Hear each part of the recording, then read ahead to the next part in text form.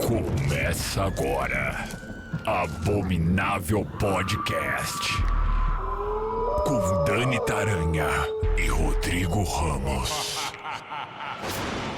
Oi, gente, Abominável Podcast na área. Eu sou a Dani e ele é o Rodrigo. Oi, Rodrigo. Olá, preparem os seus lencinhos, o seu sabonete esfoliante, que hoje vocês vão chorar no banho. Lenço umedecido, né? Não é nem lenço de... Com esse frio é lenço umedecido, nariz. né? Porque tá difícil tomar banho. Pois é. Gente, eu tô fanha, tá? Eu tô resfriada, não sei se é rinite também. Pode ser que seja também, tudo ao mesmo tempo agora, né? Então, por isso que essa voz está ótima. Se eu der umas fungadas durante o programa, é isso mesmo, é a realidade. Aqui é jornalismo verdade, dentro desse podcast. Então, já peço desculpas, porém, a vida é assim, não tem nada que eu possa fazer, não é mesmo? Aqui a gente trabalha com realismo. E com esse frio, a gente... como é que chama? O sistema respiratório tá praticamente uma música do Arnaldo Antunes. A verdade nua e crua, a vida como ela é. E falando em vida como ela é, a gente tem um Apoia-se. apoia.se/Abominável Podcast. Esse é o nosso Apoia-se para você entrar, participar, contribuir e me ajudar a comprar o quê? Um pulmão novo. Porque eu tô precisando. Um rinossoro. Nariz, né? Não existe mais aqueles remédios que você pinga e ele dissolve, né? Porque parece que foi proibido. Algo me dizia que não era tão saudável assim. Não tem uma parada dessa? Viciava, né? Tem uns que viciavam. Tem uma galera que perdeu toda a mucosa do nariz por causa de um remédio chamado Naridrim. Diz que esse era o pior de todos, que ele corroía a mucosa e ainda assim viciava e dava taquicardia nas pessoas. É um remédio ótimo. Limpava o nariz, aquelas. E ele me remeteu diretamente ao Dededrim, então deve ser bom. Pois é, desinfetava, dedetizava o seu nariz. Era isso que ele fazia. Acabava com a sua alma também, mas isso aí são prioridades, né? Primeiro você resolve o catarro, escolhas, não se pode ter tudo. Exato, depois você resolve o resto. Enfim, apoia.se/Abominável Podcast. Não vamos nos alongar, porque talvez eu não consiga respirar até acabar esse programa, então sejamos mais objetivos. Quando o Rodrigo falou assim, vamos fazer vamos fazer um podcast sobre filmes pra chorar no banho, eu já pensei o quê? Em filme de terror que eu choro, porque eu choro em filme de terror. Que Vocês é sabem disso. 90% dos filmes que você assiste. Eu chorei um pouquinho, sabe aonde? Em Fórmula 1. Que não é um filme de ação. Com Brad Pitt, tá em cartaz nos cinemas. Inclusive é ótimo esse filme. Você chorou neste filme? Eu dei uma leve lacrimejada em Fórmula 1. Eu sou essa pessoa. Eu chorei em Ford versus Ferrari. Não gostou de ver os carrinhos brigando?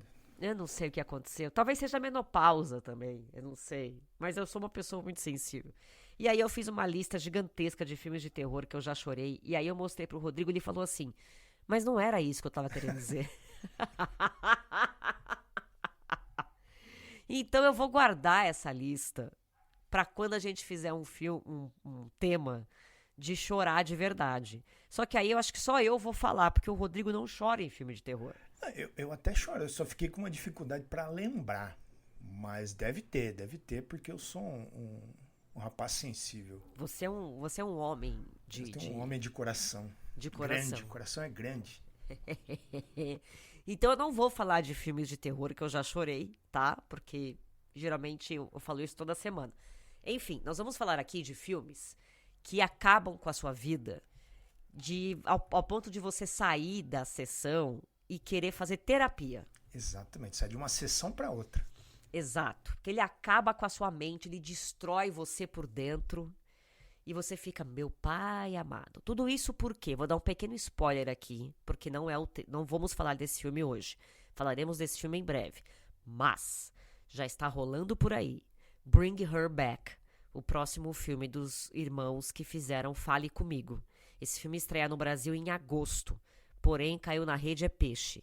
Eu e o Rodrigo já assistimos e ele sim acaba com a sua vida no final. Porém, não falaremos dele aqui, vamos guardar para quando ele estrear no Brasil no mês que vem. Vai ter um review completo desse filme aqui nesse podcast.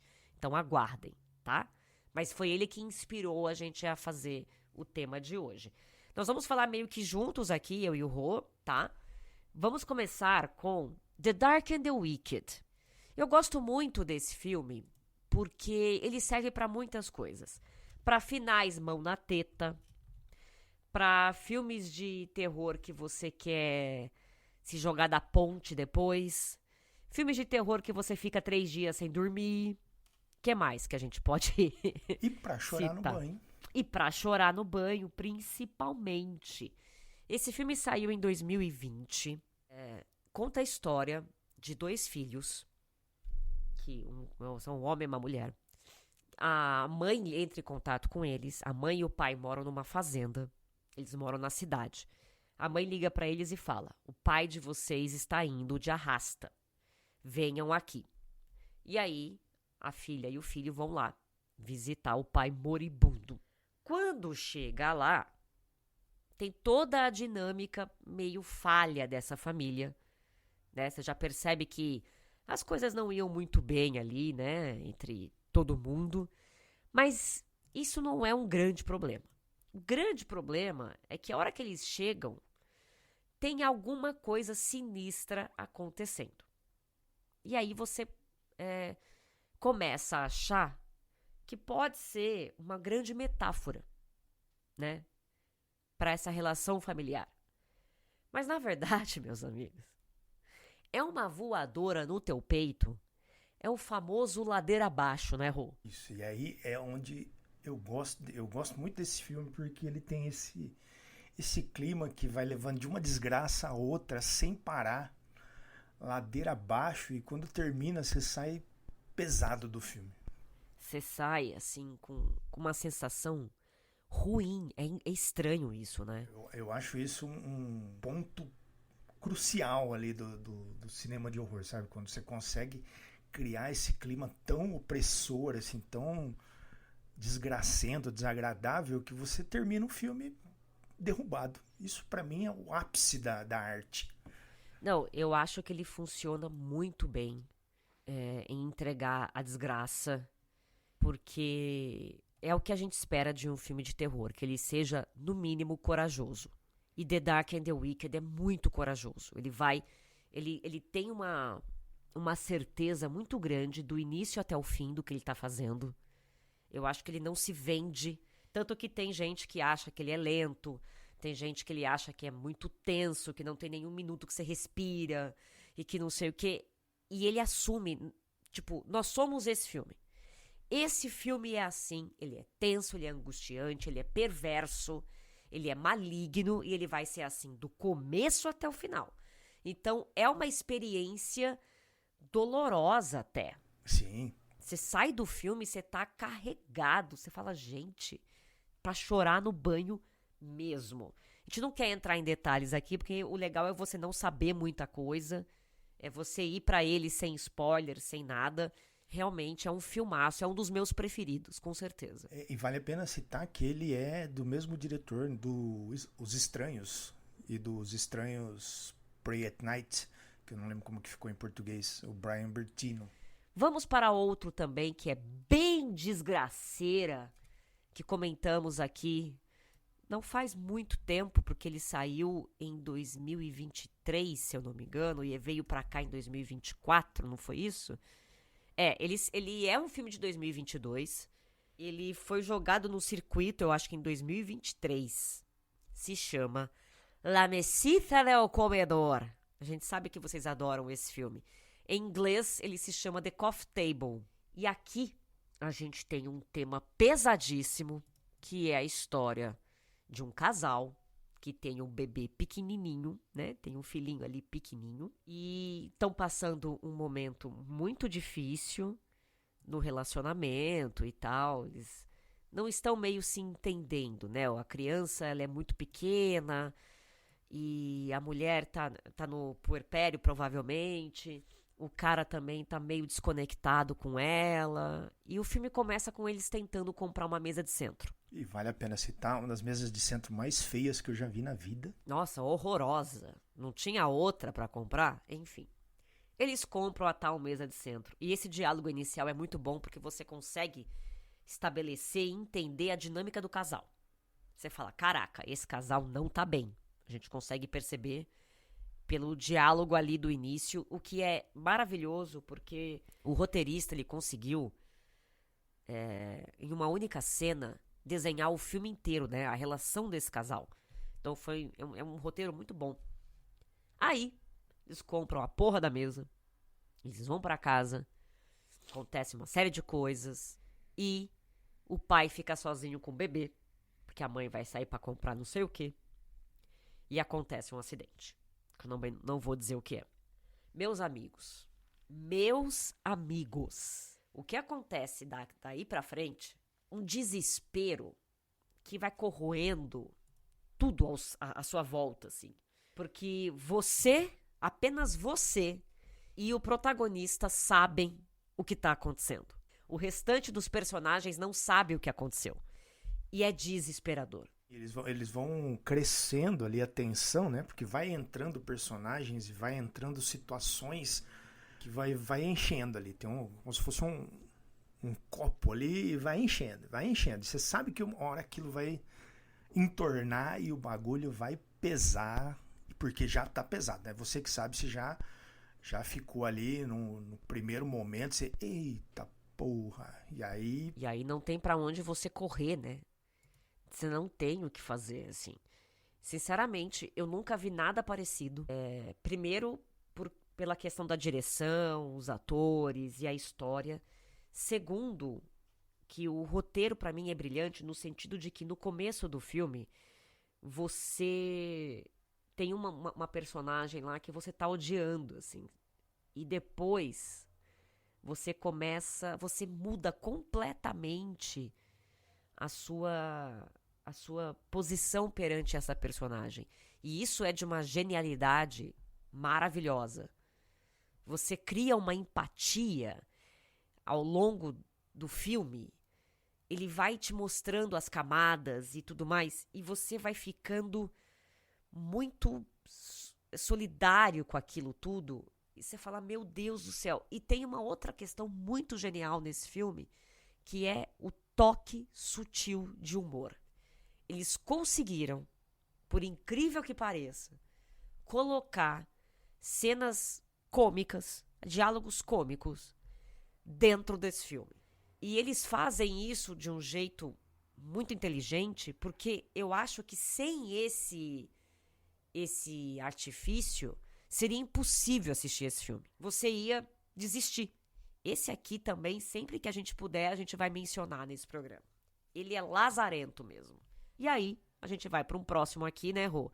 Que já falamos dele também uns anos atrás, porque ele estava na lista dos melhores filmes de 2021, se não me engano, ou 2022, que é a belezinha chamada What Josiah Saw. Ah, que delicinha de filme ruim. Ruim no sentido de maligno.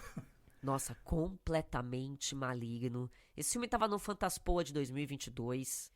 Isso aqui, assim, eu nem sei o que dizer pra vocês, mas vamos primeiro falar da sinopse, que eu acho que é mais fácil.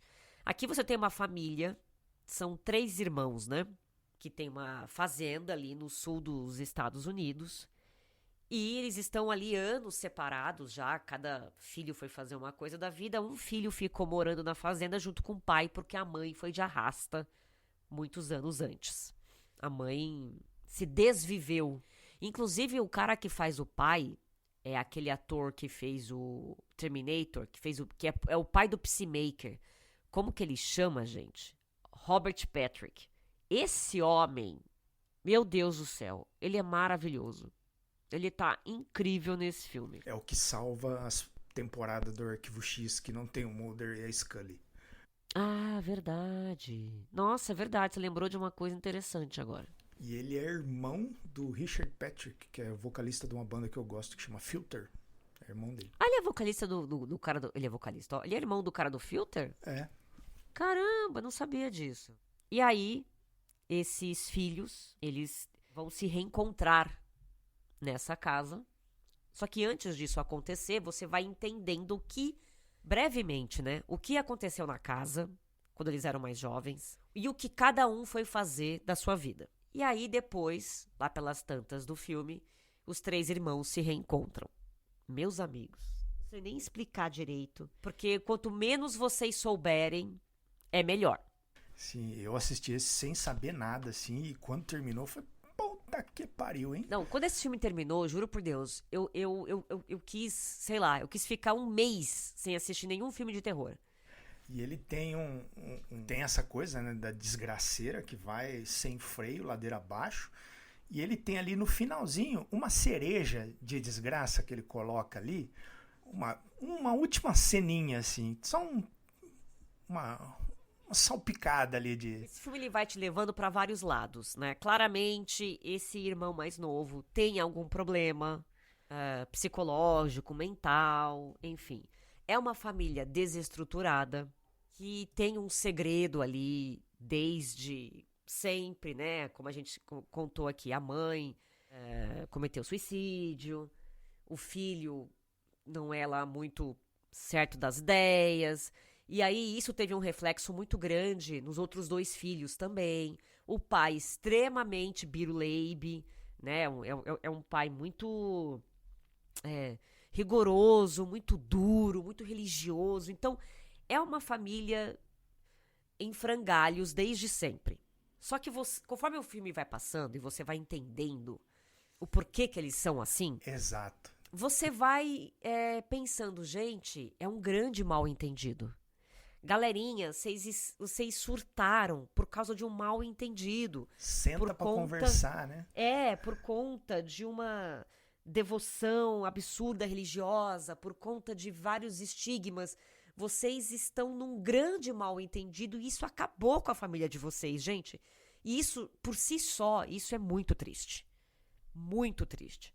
Então você vai ficando triste o filme inteiro porque você vai entendendo que poderia ter sido diferente. Só que aí, brasileiros, tem uma última cena, Rodrigo. Tem a última cena, que é a cerejinha ali, que mostra que não é assim que a banda toca. Porque eu gosto que ele coloca as peças primeiro, e depois ele vai conectando. E tem um último elemento que falta, que ele entrega no final e você fica, puta que eu pariu, hein? Não, você fica mal. Exatamente, por isso que ele entra na nossa lista de você chorar no banho, porque ele passa do ponto. Então, chorem no banho com o Atos Josiah só, procurem por aí. Filmaço, filmaço. Nosso próximo é Mártires. Ah, esse aqui, hein? Esse filme que tem, inclusive, ele é de 2008, um filme francês. Também teve um remake em 2015. Esse aqui mostra 2 jovens que foram vítimas de abuso quando crianças. E aí, então, agora elas embarcam numa jornada de vingança. Olha que sinopse tranquila. E aí vai pra onde, Rodrigo? Me ajuda aqui. Aí você vai acompanhar essas 2 moças, que elas vão atrás do casal, que, na verdade, uma delas, né, ficou mais... teve mais sequelas ali, e elas vão E a atrás outra do tá casal. pra ajudar, né? Isso. Ela vem pra ajudar. Elas vão atrás do casal responsável por todos os abusos da moça quando ela era mais jovem. Aí chegando lá, vocês já imaginam, é um filme francês da época ali do... como é que chama? Do New French Extremity, né? Então você já imagina que ele é gráfico para um caralho. Ele não se importa com a sua sensibilidade. Né? Tanto que o diretor, ele teve uma depressão muito forte, uma época da vida dele, inclusive com tendências a se desviver, como a gente disse mais cedo ali. E ele se inspirou nesse período da vida dele para fazer esse filme. Elas vão atrás desse casal, elas pegam eles, e aí elas acabam se deparando com um grupo, uma seita. Uma seita, e eles pegam a moça para fazer ela passar pelo inferno em vida, porque eles acreditam que quando a pessoa ela sofre o suficiente, ela vai chegar num ponto ali entre a vida e a morte, onde ela vai conseguir enxergar o que tem do outro lado.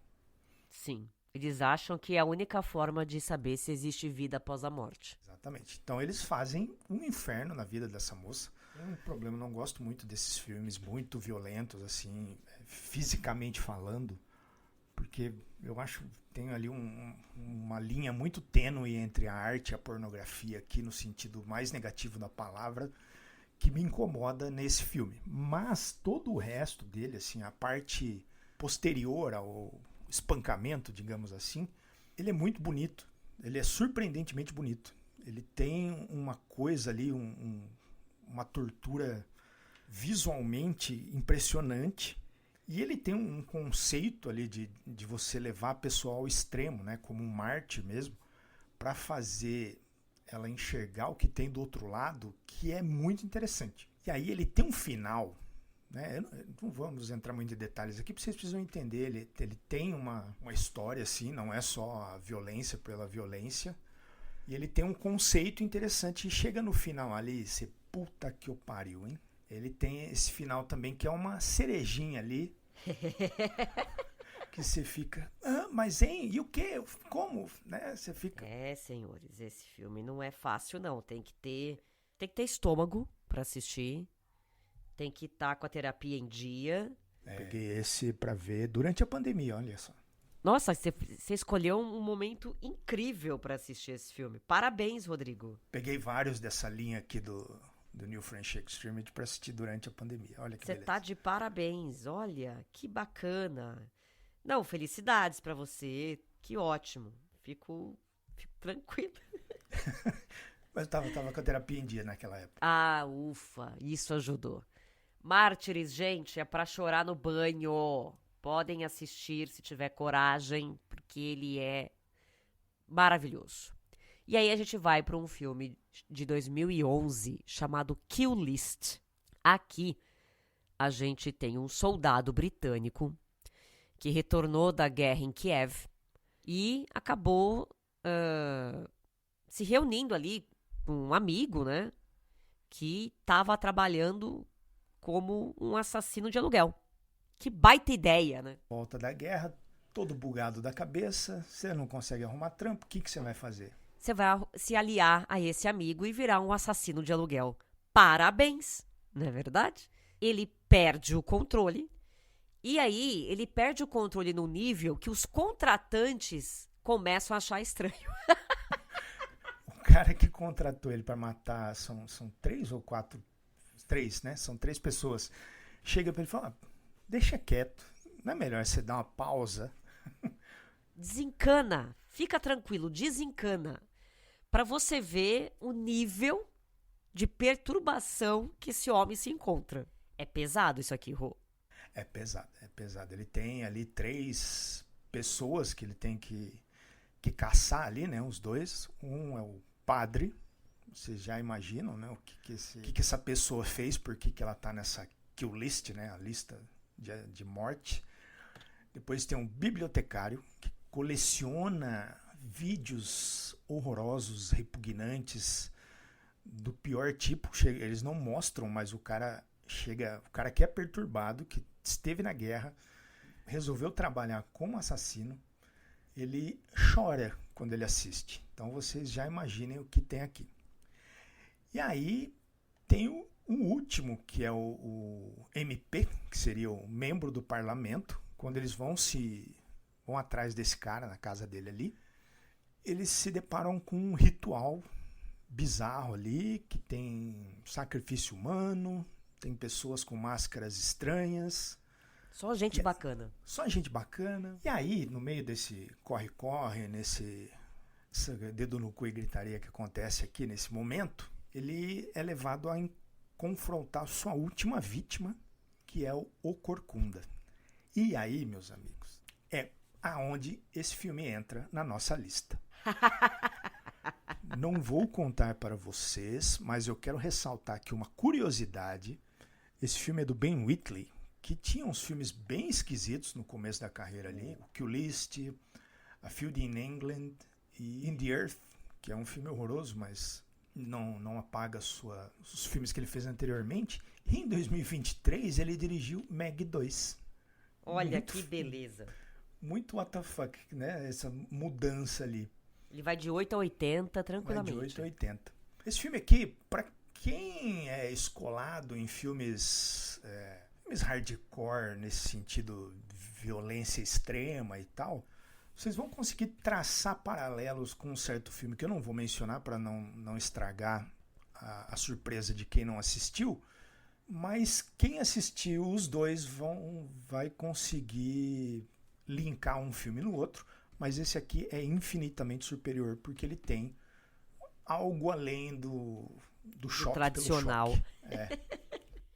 E aí, antes da gente falar do último, quero lembrá-los da Darkflix Plus, que vocês sabem que é o único serviço de streaming aqui do Brasil que é focado em filmes e séries de terror, ficção científica e fantasia.